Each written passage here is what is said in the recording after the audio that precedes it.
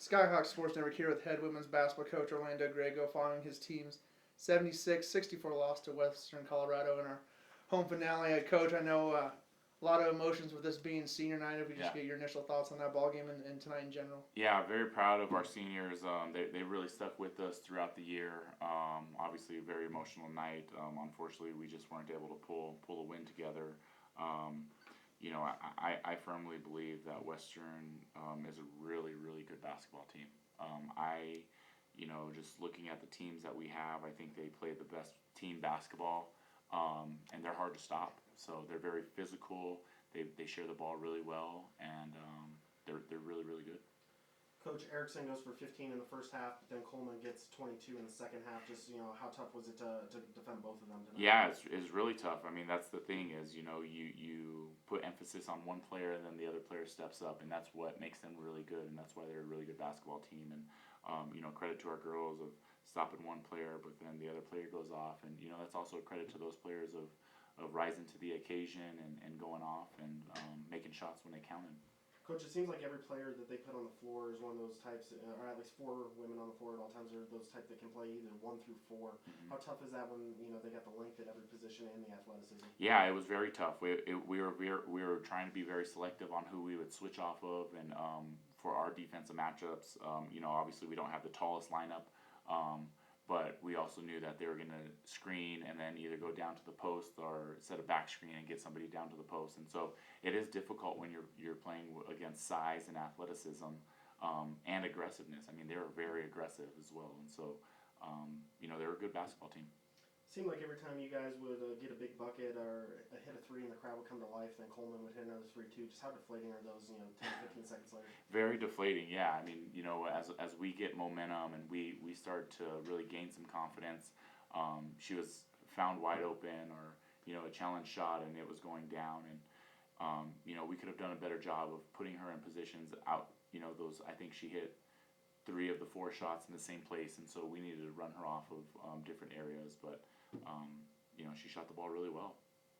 What is it about that Western Colorado team? It seems like you guys have been in pretty much every conference game until the final whistle this year. What is it about them that's allowed them to kind of get away from you guys?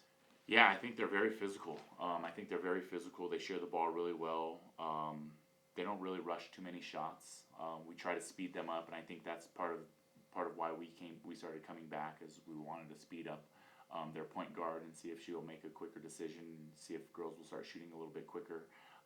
Their coach did a really good job of settling her down and starting to waste clock and take 30 seconds off of the shot. But they're just a really good basketball team, well coached. What did you see offensively tonight? Shoot 39% for the game and just 4 or 14 from 3-point. 2 of those were kind of late with Sydney's and Alyssa's.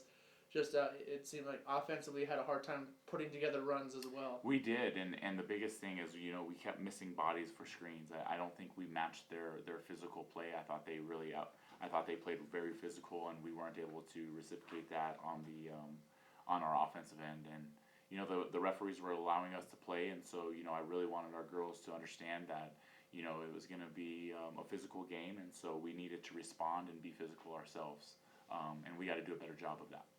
When you're in a war with Colorado Mesa last night and they can kind of run away from Adams State on the road last night, is it a tougher matchup on a Saturday when maybe they're a little bit fresher?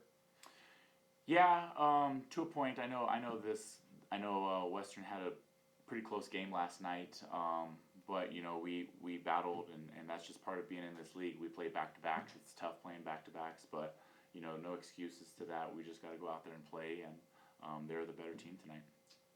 You guys have a chance next week, 1 win, and you're in this tournament and kind of control yourselves. Just, how big is that opportunity going to Alamosa?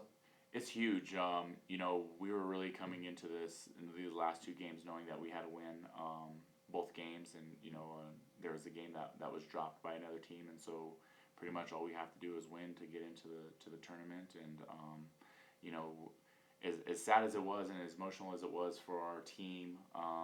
In the locker room, we broke that news to our team, and there was just like a new found of energy, and it was kind of like a relief of like, okay, we're not finished. We have some unfinished business, and our spirits are high, and the girls are really excited for next week.